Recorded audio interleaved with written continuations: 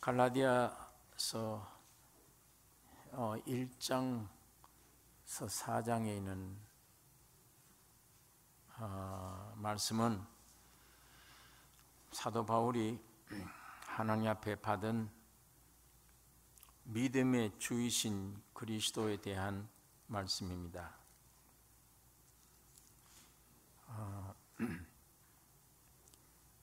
예수를 설명하되 에베소 교회 바울이 예수는 이런 분이다 라고 말씀한 것처럼, 또 갈라디아 교회는 또 다른 예수 그리스도의 안에 더 숨겨진 것이 더 풍성한 그 내용을 갈라디아 교회를 향해 말씀을 하고 있습니다. 예수님이 세상에 오신 그 육체로 입고 오신 그 예수님을 사람들이 그 예수를 볼 때 마태라는 사람은 저분은 이스라엘의 왕으로 오셨다, 그 점을 발견하고, 요한이라는 사람은 저분은 하나님이시다 이렇게 발견하고, 마가라는 사람은 저분은 인류의 종으로 오셨다, 누가란 저 사람이 참 사람이다, 이렇게 보는 내용들이 좀 달라요. 좀 신비스러운 분입니다. 예수님이. 그 예수님이 십자가에 돌아가시고 승천하신 이후에 지금 성령 안에 성령으로 오셨습니다. 성령으로 오신 주님을 바울이 만난 거예요. 만났을 때 점점 그 내용이 풍겨오는 그 예수님에 대한 내용이 점점 달라집니다. 에베소 교회 편지할 때, 골로새 교회 할 때, 빌립보 교회, 자꾸만 예수님이 더 깊은 내용을 말씀하게 되어졌는데, 갈라디아서 1장서 4장에 있는 말씀도 바울이 깨달은 그 예수가 이런 분이다, 이 설명을 쭉 한 후에 오늘부터 읽은 이 5장 6장은 이런 예수를 쫓아 믿는다면 그 믿는 성도들이 실천해야 될 실행면, 그걸 기록한 거예요.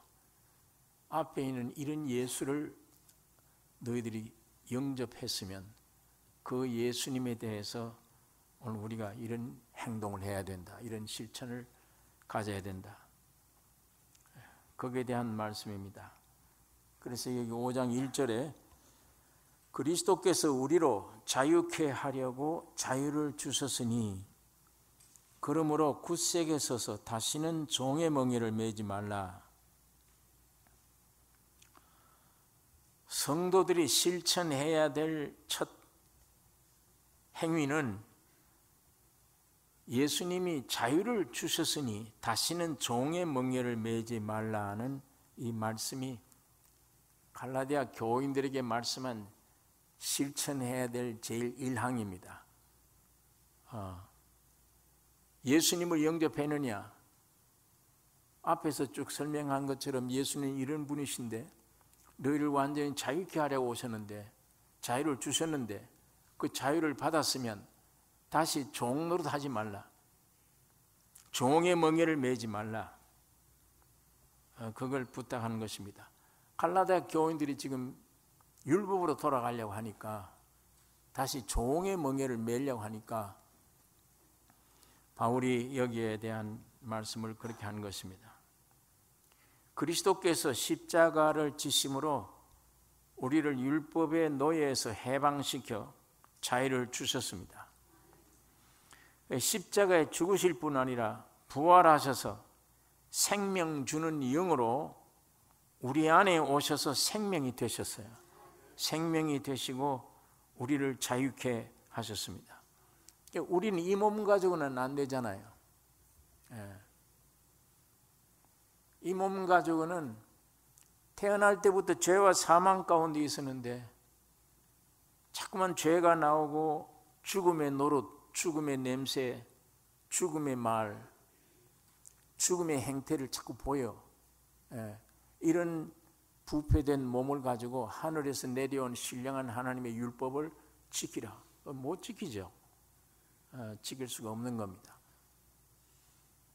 그걸 지키면 지킬수록 문제가 와요. 지키면 지킬수록 무서움이 와요. 지키면 지킬수록 안 되는구나가 옵니다. 저 수준에 도달 못하는구나 나는. 그러면 나는 형편없는 사람이구나. 이거 저주받은 사람이구나. 이걸 자꾸 깨닫게 돼요. 그러니까 늘 두려움, 고통 속에 살아야죠. 늘 부족함, 늘 두려움, 늘 고통 속에 살아야 됩니다.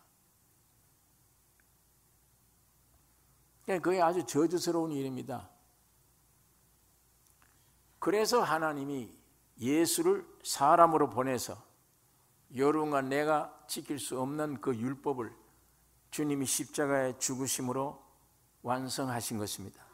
율법이 여러분을 죽음으로 내모으니까 너는 죽어야 마땅하다라고, 자 생김새 보라, 너 거울 보라, 이렇게 썩었지 않느냐, 죽을 수밖에 없지 않느냐, 그런 존재로 우리에게 죽음을 요구하는 겁니다. 그런 걸 예수님이 대신 여러분과 내가 되셔서 십자가에 죽으신 겁니다. 율법의 요구를 다 해결하신 거예요. 그리고 지금 영으로 오셔서 여러분 안에 오셔서 생명이 되셨습니다. 인쳐준 거예요. 율법을 지킨 자라고, 의인이라고. 그렇게 예수가 와서 자유를 주었는데 왜 또 율법을 지키려고 하느냐? 왜 그런 길로 또 들어가려고 하느냐? 그것을 설명하고 있는 것입니다. 그래서 굳게 서서, 그리스도에 굳게 서서 다시는 종의 멍에를 매지 말라. 굳게 섰단 말은 예수 그리스도의 구속의 역사를 믿는다면, 그 구속의 내용이 무엇인가를 안다면 다시는 종의 멍에를 매지 않는 것입니다. 종의 멍에는 율법의 굴레이고 이 멍에는 나를 노예로 만드는 것이니까 여기에서 주님이 대신 죽음으로 해결하고 우리에게 자유를 주신 것입니다. 여기 2절 3절 보면, 보라 나 바울은 너희에게 말하노니 너희가 만일 할례를 받으면 그리스도께서 너희에게 아무 유익이 없으리라. 내가 할례를 받는 각 사람에게 다시 증거하노니 그는 율법 전체를 행할 의무를 가진 자라. 너희가 만일 율법을 지키겠다고 들어가면 예수 그리스도의 십자가의 죽음과 부활의 모든 풍성한 은혜의 내용은 너희가 아무 상관이 없다. 그렇게 하고 할례를 받으면 율법 다 지켜야 된다. 하나라도 안 지키면 안 된다. 그래서 4절에 율법 안에서 의롭다함을 얻으려 하는 너희는 그리스도에게서 끊어지고 은혜에서 떨어진 자로다. 율법의 행위로 의로워지려 하면 예수에게서는 끊어진다. 예수님과는 관계가 없다. 그 다음에 은혜에서 떨어진 자로다. 그리스도가 이루어 놓으신 구속의 효력이 없게 되고 그리스도의 풍성한 유익을 빼앗기게 됩니다. 지금도 신앙생활하면서 율법으로 돌아가서 자꾸 이렇게 생활하다 보면 그리스도의 은혜의 힘, 은혜를 못 받아, 경험 안 돼요. 그리스도에게 나와는 끊어져 버려요. 주님은 네 마음대로 해라 그렇게 합니다. 네 힘대로 해라 내버려 둡니다.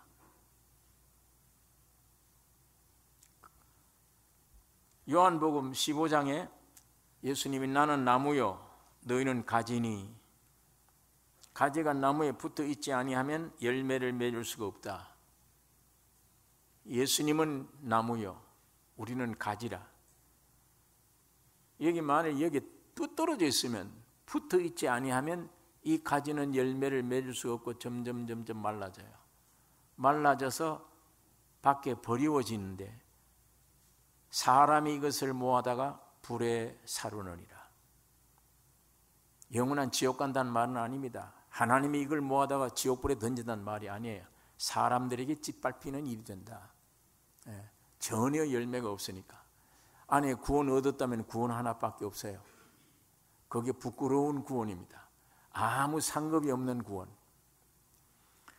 그러나 하나님이 우리에게 생명을 주신 것은, 구원을 주신 것은 예수 그리스도 안에, 나무 안에 있는 진액을 뽑아다가 그 진액의 현실을, 열매를 나타내주기 위해서 우리에게 구원을 주신 거예요. 우리에게 생명을 준 것은 예수님의 안에 있는 풍성한 죄를 이기고 사망을 이기고 거룩된 그 생명의 풍성함을 여러분과 나를 통해, 이 가지를 통해서 나타내게 하는 이 목적입니다. 그러니까 그게 말라서 열매를 없어요. 열매 못 맺어요. 사람들에게 예수를 못 보여요. 집안에서도 못 보여요. 직장에서도 못 보입니다. 막혀 있으면. 이게 떨어져 있으면 자꾸 저쪽을 내다봐요. 이 가지가 붙어 있다는 말은 일로 봐야 되는데 예수만 봐야 돼요. 그리고 그가 내 안에, 내가 그 안에 순종하고 얘만 봐야 되는데 이걸 절로 보고 있는 거예요. 이거 떨어져 절로 보고 있으면 잔소리만 자꾸 나오는 거예요. 너 왜 이러냐? 너 왜 요즘 기도 안 해? 왜 성경 안 봐? 왜 예배당에 안 가? 올바른 일을 안 해? 밤낮 잔소리만 해. 이렇게 떨어진 상태에서 잔소리만 나가면 저쪽에서는 반발만 일으켜요. 그런 말 듣고 구원을 얻거나 그런 말 듣고 고쳐질 수가 없습니다. 바른 말이라도 안 고쳐집니다.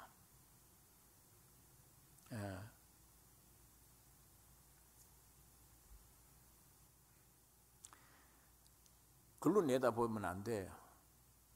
글로 내다보지 말고 이 나무를 향해 주님 안에 깊이, 주님이 내 안에, 내가 주님 안에, 거기에 이 진액이 막 흘러나오면 나는 모르게 열매가 맺어져요. 이 진액이 흘러나오는 것은 내가 죽었다는 얘기입니다.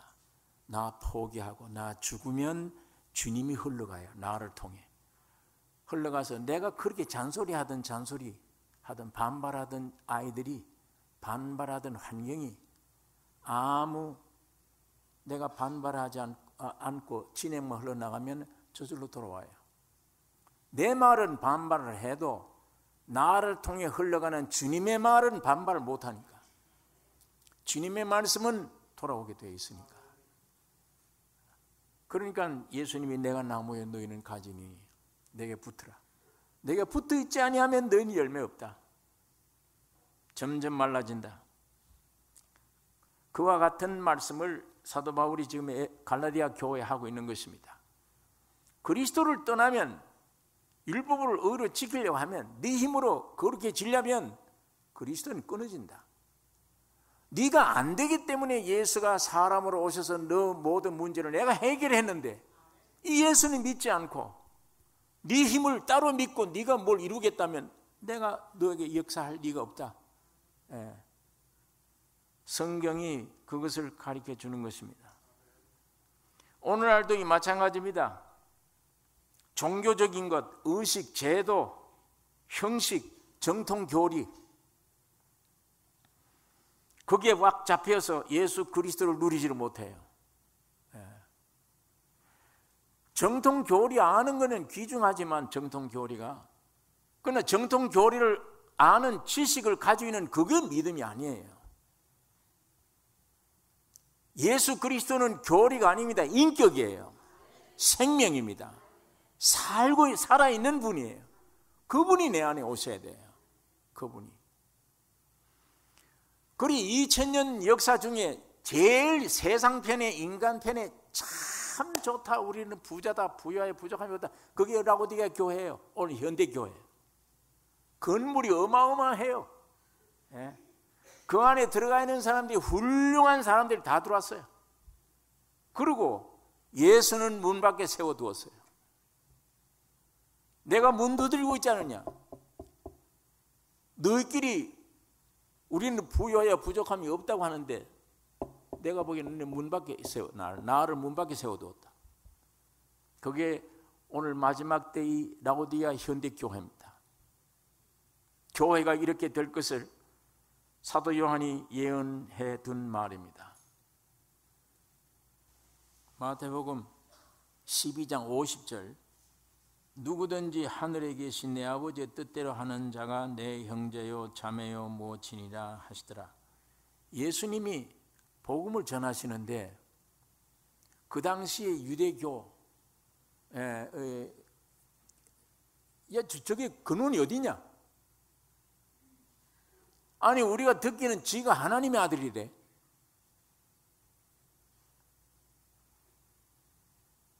우리가 알지 않느냐 저 사람은 근본을. 목수의 아들, 그 어미는 마리아,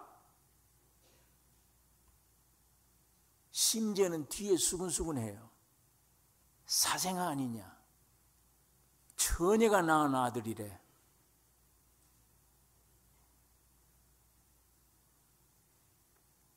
저 학벌도 없어 저 사람은.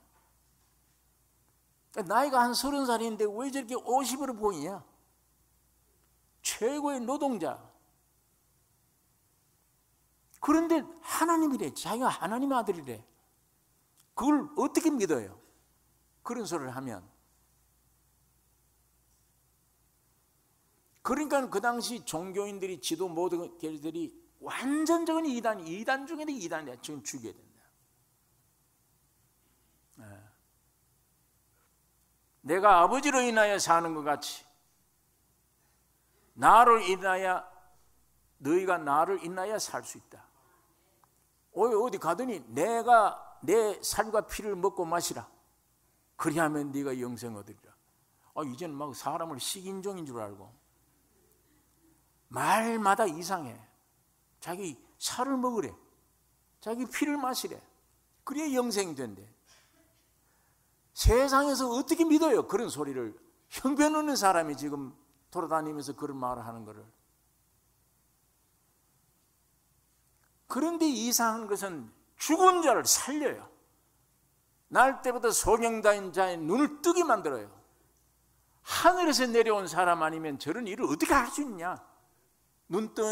장님이 눈을 뜬 이후에 그 말을 했어요. 하늘에서 내려오지 않았다면 어떻게 이런 날 때부터 소경된 자의 눈을 뜨게 하냐?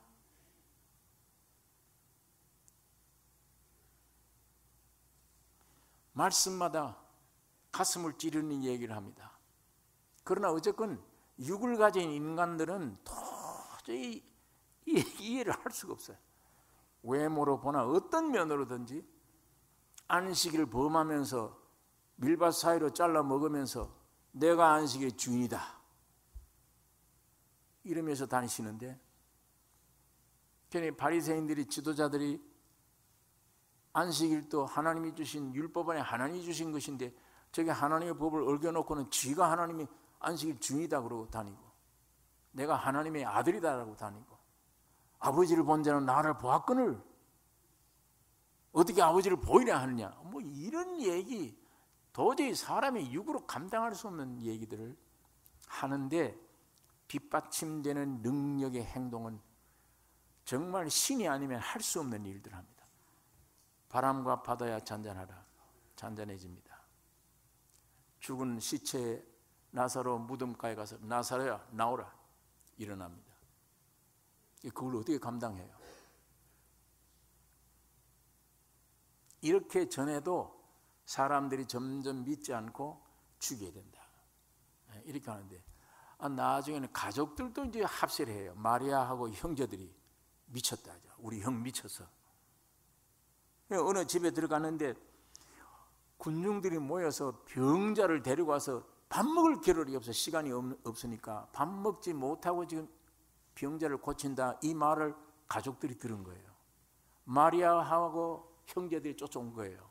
그 집에 와서 예수 만나려고 뺏어가려고, 데리고 가려고, 너 미쳤다, 왜 이런 짓 하냐 그러고 데리고 가려고 온 겁니다. 그런데 사람들이 많잖아요. 그러니까 제자들에게 부탁한 겁니다. 예수 좀 만나게 해달라. 나 알지 않냐? 내 동생이야. 어머니가 왔잖아 같이. 그러니까 보니까 틀림없어요. 제자 중에 하나가 예수에 가서 예수여, 모친과 형제들이 왔습니다. 만나자 그럽니다. 누가 내 모친이냐? 누가 내 형제냐? 앞을 가리키면서 아버지의 뜻대로 행하는 자라야 내 형제요 모친이라. 이제 가족들도 정이 딱 떨어져 버려요. 예? 가족들도.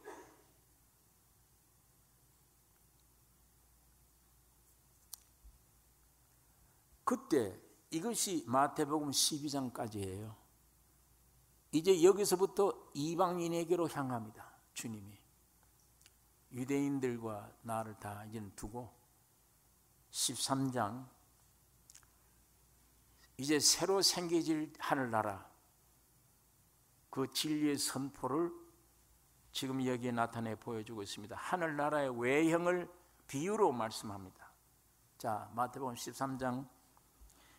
그날에 예수께서 집에서 나가사 바닷가에 앉으심에 큰 무리가 그에게로 모여들거늘 예수께서 배에 올라가 앉으시고 온 무리는 해변에 섰더니 예수께서 비유로 여러 가지를 저희에게 말씀하여 가라사대 씨를 뿌리는 자가 뿌리러 나가서 뿌릴새 더러는 길가에 떨어지며 새들이 와서 먹어버렸고 더러는 흙이 얇은 돌밭들. 자, 이게 내 밭 씨 뿌리는 비유가 여기에서 나옵니다. 예. 처음에 씨 뿌린 비유는 이 씨는 하나님의 말씀이며 곧 예수 그리스도입니다. 이 씨를 뿌리면 거룩한 생명을 가진 하늘나라의 아들들이 되는 거예요. 그걸 예수님이 이 땅에 오신 목적입니다. 영원한 씨가 돼서 내가 죽으면 많은 열매를 맺으리니 그 나라를 건설하기 위해서 나만 하나님의 아들이 아니야. 내가 죽으면 내 피를 믿는 자마다 너희도 하나님의 아들들이 되는 거예요. 그게 진리의 말씀의 내용입니다. 하늘나라 건설을 위한 말씀들이에요.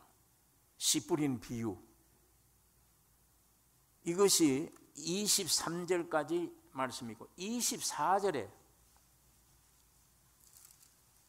여기는 예수께서 그들 앞에 또 비유를 베풀어 가라사대 천국은 좋은 씨를 제밭에 뿌린 사람과 같으니 사람들이 잘 때에 그 원수가 와서 곡식 가운데 가라지를 덧뿌리고 갔더니 싹이 나고 결실할 때에 가라지도 보이거늘 집 주인의 종들이 와서 말하되 주여 밭에 좋은 씨를 심지 아니하였나이까? 그러면 가라지가 어디서 생겼나이까? 주인이 가로되 원수가 이렇게 하였구나. 종들이 말하되 그러면 우리가 가서 이것을 뽑기를 원하시나이까? 주인이 가로되 가만두어라. 가라지를 뽑다가 곡식까지 뽑을까 염려하노라. 둘 다 추수 때까지 함께 자라게 두어라. 추수 때에 내가 추수꾼들에게 말하기를 가라지는 먼저 거두어 불사르게 단으로 묶고 곡식은 모아 내 곡간에 넣으라 하리라. 아까 처음 씨 뿌리는 비유는 하나님의 교회 건설, 하나님의 많은 아들들을 태어나게 하기 위한 씨 뿌리는 비유의 말씀이었고 그게 교회의 시작입니다. 그게 하늘나라의 시작이에요. 두 번째는 가라지 비유예요. 일꾼들이 오더니 이거 곡식 심었잖느냐. 그런데 가라지가 왜 이렇게 어디서 생겼냐. 주인이 말하기를 원수가 이렇게 했구나. 그러면 저 가라지 뽑읍시다. 여러분 시골에서 자라보신 분들은 밀밭에 가면 이 가라지가 있어요. 이 가라지가 열매 맺을 때까지는 밀인지 가라지인지 구별 못해요. 똑같아요. 그러니까 예수님도 그거 이삭이 나기 전에는 모르는데 그 가라지 뽑다가 생밀을 뽑으면 어떻게 하냐. 그러니까 추수 때까지 그냥 키워라. 두었다가 추수 때에 그때 판결 난다. 열매 보면. 그러니까 정말 가면 이 밀은 나중에 밀보리는 이렇게 파랗다가 노래져요. 근데 가라지는 처음부터 까매요. 예? 그 통속이 까만 것만 들었어요. 나중에 오래 있으면 까만데 그게 바람에 날려 까만 가루가 휙 날아다녀요. 땅을 더럽히고 옆에 있는 밀을 해롭게 만들어요. 그게 가라집니다. 그러니까 이거는 처음에는 어려우니까 나중에 추수 때 가서 분리를 시켜서 이건 모아다가 불태워야 된다. 곡간은 이 알곡은 모아 들어야 된다.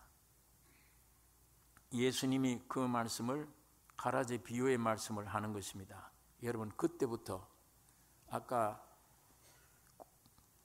씨 뿌리는 비유에는 참 교회 건설이에요. 이 땅에 참 하나님의 나라의 건설입니다. 이제 이 가라지 비유는 그 건설 중에 두 가지가 생겨요. 사탄이 뿌리고 다니는 게 있어요. 꽃같이 자라나요? 교회 안에도 꽃같이 자라나요? 진짜 생명받은 자와 생명받지 못한 자 몰라요. 겉으로는 전혀 구별이 안 됩니다.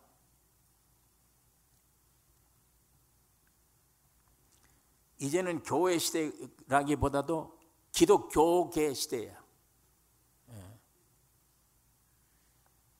기독교계란 밀과 가라지가 함께 하고 있는 게 기독교계예요. 이름을 붙이자면. 그럼 요즘 세상에서는 기독교라 그러면 기독교계를 가리키는 거예요. 거기에 확실히 구원 얻은 참다운 교회가 얼마 안 돼요. 전부 가라지판이에요. 그 세력이 절대적이에요. 그것이 기독교를 대표한다니까요. 어떻게 제일 큰 교단이라는데 총을 빼들고 강단에 올라가는 데가 어디 있습니까?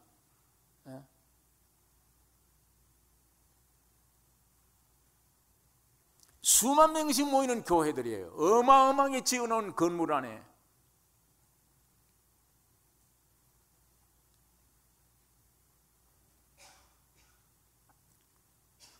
여러분 이 씨 뿌리는 비유, 그 다음에 가라지 뿌린 비유, 그 다음에 세 번째 겨자씨 비유입니다. 31절.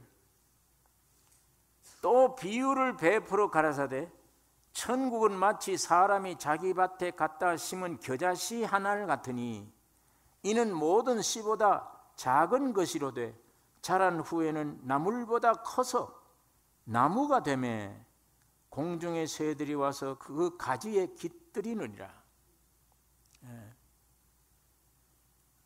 여러분 하늘나라를 비유하면서 삶의 양식이 되는 이 곡식, 농산물 산출에 비유해서 말씀을 했는데 밀과 겨자, 이 겨자 뿌리는 밀과 겨자는 건강에 좋은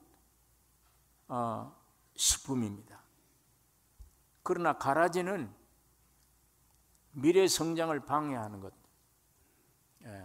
땅을 황폐하게 하는 것인데 이와 같이 오늘날 기독교에서도 많은 거짓 그리스도인들이 있어요. 여러분 마지막 때 성경 그대로입니다. 교회가 점점 이렇게 이렇게 되는 거예요. 여러분 겨자도 밀처럼 사람에게 유익된 농산물입니다. 이 겨자는 1년생이잖아요. 이건 나무가 아니에요. 나물이에요. 채소 종류예요. 그런데 자란 후에는 나물보다 커서 나무가 되면 이게 문제예요. 겨자는 나물로 끝내야 되지. 그리고 사람들에게 채소가 돼줘야지. 유익을 줘야지. 그게 아니에요. 나무가 되면 그 큰 나무에 새들이 와서 집을 짓고 깃들고 있다. 이 땅에 뿌리를 깊이 박고 온갖 새들이 놀 수 있는 나무가 되어서는 안 됩니다. 겨자가 1년생으로 사람들이 유익을 주고 끝내야죠. 깊이 뿌리 박으면 안 되죠. 무엇이든지 그 본성이 바뀌면 안 돼요. 기독교가, 참 기독교가 종교로 본성이 바뀌어버린 거예요.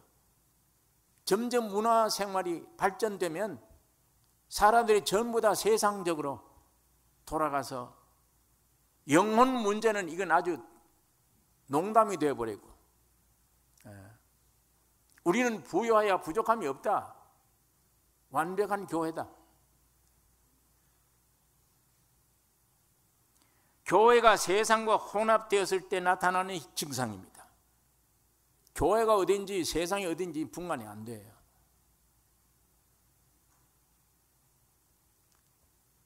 교회는 이 세상을 지나가는 나그네입니다. 교회는 내 몸을 눈물로 적시면서 뚝뚝 떨어지면서 온 방을 밝히는 촛불과 같아야 돼요. 내 몸이 희생하면서 온 밤을 밝혀요. 자기 몸은 전적 녹아져 가면서 맛을 내게 하는 것, 부패치 않게 하는 게 소금입니다. 교회는 그게 돼야 돼요. 그러나 교회가 세상의 빛과 소금 역할보다도 조직과 힘과 덩치를 지금 자랑하고 있어요. 무용지물입니다. 세상을 구원해낼 수가 없습니다.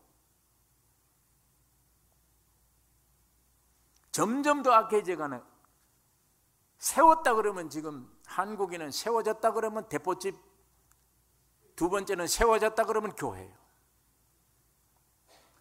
그런데 점점 죄악이 더 많아요. 교회 수가 이렇게 골목마다 교회인데 세상은 점점 더 악해져요. 왜 그렇습니까? 세상에 전혀 영향을 줄 만한 재료가 아무것도 없는 거예요. 예수가 없는 교회이기 때문에 그렇습니다. 살아있는 주님이 없기 때문에 그래요.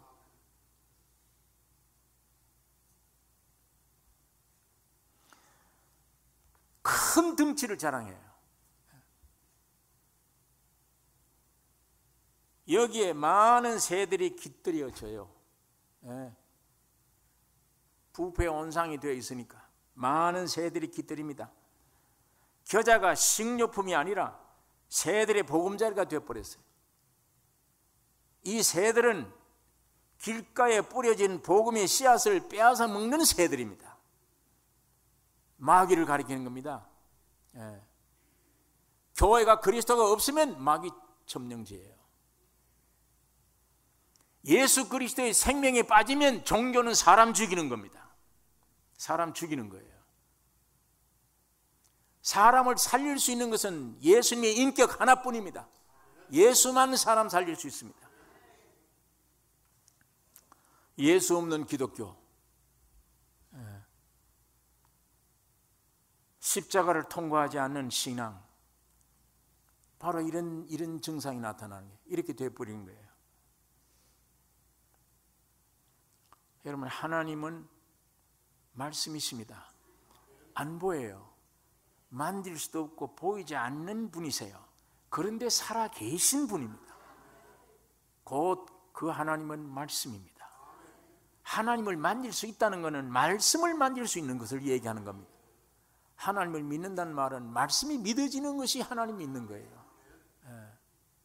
말씀이 하나님이시니까 이 말씀이 교리로만 외우고 있는 게 아니고 이 말씀이 성령이 되어서 영으로 내 안에 와서 직접 이 말씀이 믿어지고 하나가 될 때에 눈에는, 육에는 안 보입니다.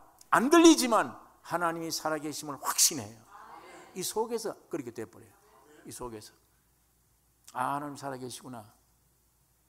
왜? 눈에 보이는 것보다 더 분명한 분이니까. 내 안에 실제 경험이 되니까, 하나가 되니까. 먹을 수 있는 분이에요. 먹는 것으로 표현해 놨습니다. 얼마나 귀중합니까? 먹는 게. 아예 처음부터 기독교는 먹는 문제예요. 생명과실을 먹으라, 선악과 먹지 말라. 여기서부터 시작되는 거예요. 창세기에, 계시록에도 그걸로 끝나요. 먹는 걸로. 먹는다는 말은 이론이고 뭐고 교리고 아무것도 아니야. 실제란 얘기예요. 와서 내가 되잖아요. 먹는 만큼 내가 안에 인격이 형성되니까, 실제가 되니까. 예수를 먹었다. 예수의 사람의 실제가 된다. 예수님의 성품이 내게 같은 성품이 된다. 주님의 평강이 내 평강이 된다. 주님의 어떠함이 내 어떠함이 된다. 그게 먹는 것으로 표현되는 거예요.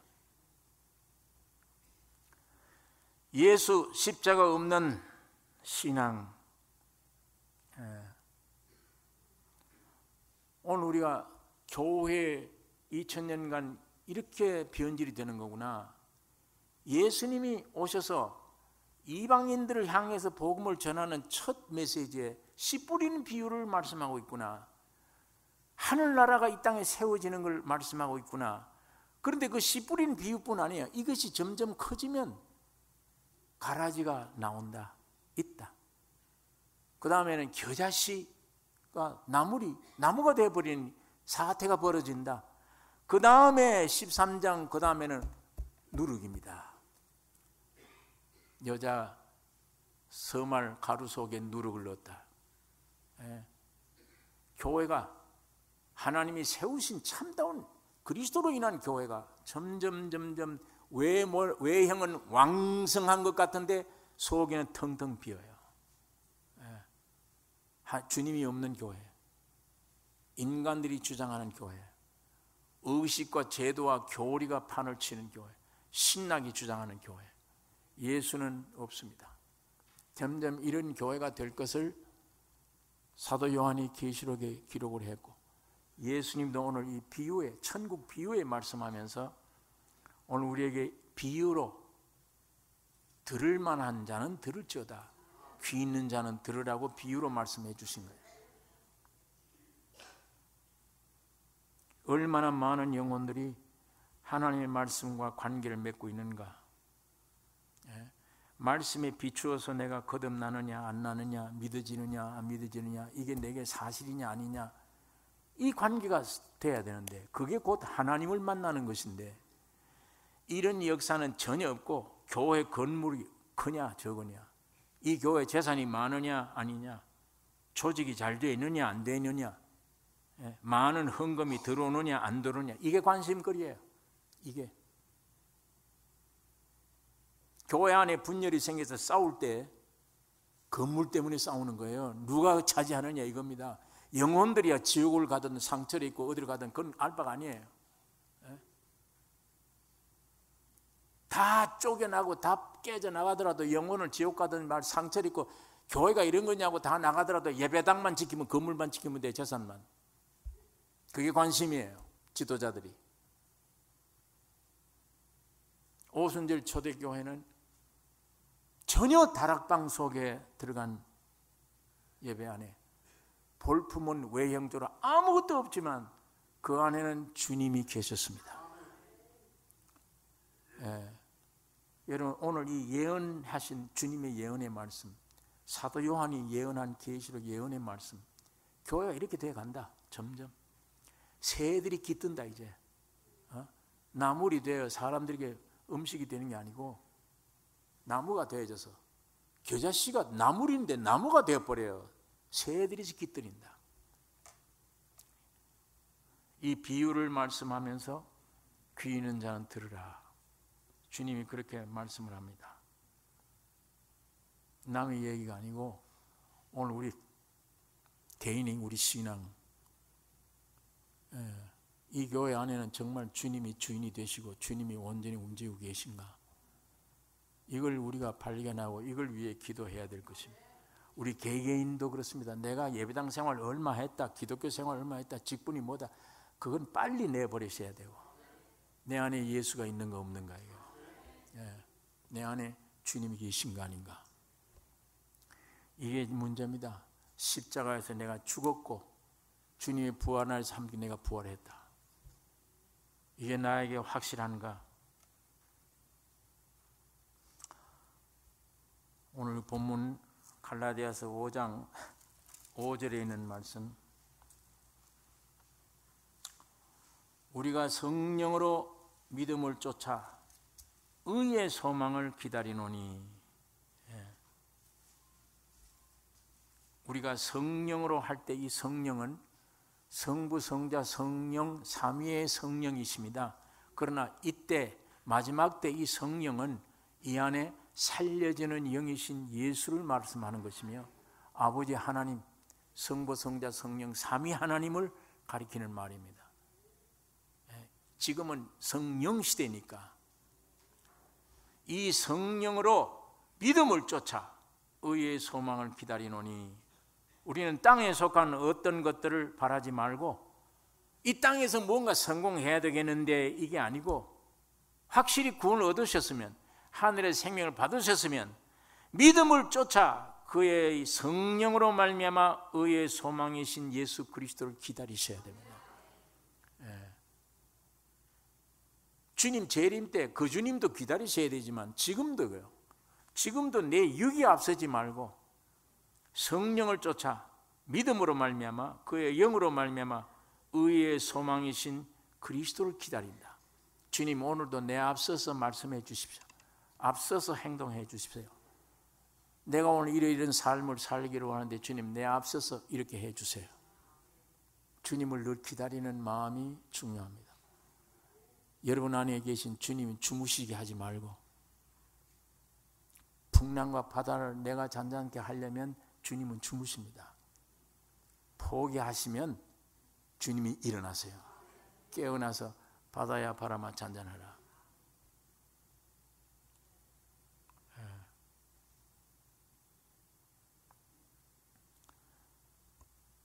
마지막 절 6절에 그리스도 예수 안에서는 할례나 무할례가 효력이 없되 사랑으로서 역사하는 믿음뿐이니라. 그리스도 안에는 영, 믿음, 이거 둘뿐이에요. 이 영은 하나님, 이 믿음은 인간 편에서 가져야 될 것입니다. 예수 안에서 여러분 안에 성공적인 삶, 내 평생 땅에 한 번 태어나서 내 일생 한 번뿐인데 성공적인 삶은 하나님 성부, 성자, 성령을 대표한 성령이 여러분 안에 있어야 돼요. 인간 편에는 오직 믿음으로만, 주님이 주신 믿음, 이것만 있으면 돼요. 주님과 믿음, 이것이 내 안에 온전히 예수 안에 있는 모습입니다. 그 다음에 거기에 종교적인 할례를 받았냐 안 했냐 이건 의미가 없는 겁니다. 예수 안에는 어떤 의식도 제도도 어떤 것도 다 이제는 의미가 없고 예수 한 분만 믿음의 대상이며 모시고 주목해야 될 대상이며 그분이 여러분 안에 계셔서 여러분을 인도해 가실 것입니다. 이게 제일 귀중합니다. 여러분 안에 믿음이 있는가? 여러분 안에 성령이 계신가? 이게 제일 귀중해요. 이것만 있으면 모든 문제 해결돼요. 이것 이외의 염려, 근심, 걱정은 십자가에 죽여버려야 될 육에서 나오는 거짓 얘기들입니다. 거짓 것들이에요. 주님이 다 해결하시고 해결해 놓으신 것이며 영원한 기업이 되어 있는 분입니다. 기도하겠습니다. 거룩하신 아버지 하나님, 하늘나라가 복된 그리스도의 몸으로 탄생되었지만 점점 세상이 악해져 마지막 말세에 정말 세상이 반역하는 세상이 되어질 때에 이렇게 변질된 것을 말씀한 것을 오늘 우리가 묵상했습니다. 거룩하신 아버지, 십자가를 굳게 잡게 하여 주시옵소서. 다시는 종의 멍에를 매지 않게 해 주시옵소서. 육을 따라가는 일이 없게 하여 주시옵소서. 영원하신 주님이 주신 산 믿음으로 주님만 따라가는 성령을 쫓는 삶이 되게 하여 주시옵소서. 예수님 이름으로 기도를 드리옵나이다.